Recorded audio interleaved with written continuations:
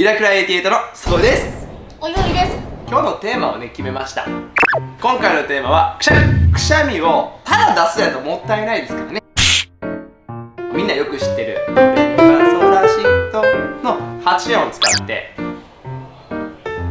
8音使ってやっていこうと思いますんで、よろしくお願いいたします。それではおゆさん、はい。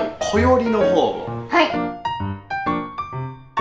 じゃあ見せてもらってもいいですか。こんな感じですね。でこの小よりを使って私の鼻を刺激していただきまして音を奏でようと思いますので、じゃあおゆさんよろしくお願いいたします。じゃあまずはドですね。どんな音かという音ですね。この音をくしゃみで再現したいと思います。いきましょう。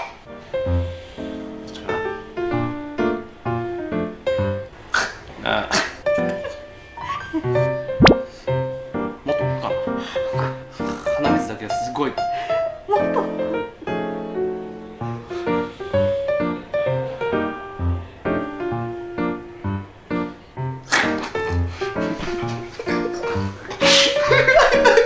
でめっちゃこしょばいだけ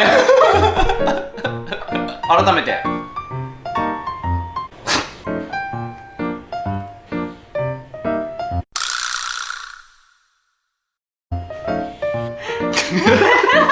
やり方が多分違うよね。全然くやみでやってみてよ。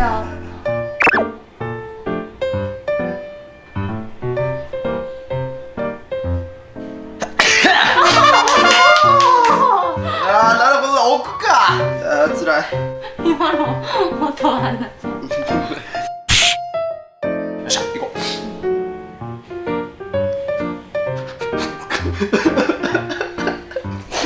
あれなんかね、黒いんやけどね、楽しそうだな。もう20分。20分で1個しか言ってないな。難しい。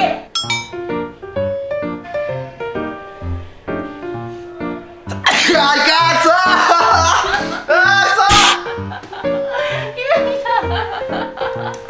止まらん。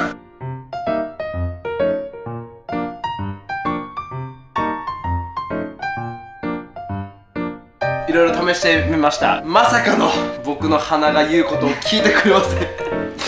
本当ですよね。なかなか出ないですね。これはまたリベンジを、個人的にリベンジが多くなってきてますけどちょっと頑張っていきたいと思いますね。少しでも良かったと思ったら高評価、チャンネル登録よろしくお願いいたします。それでは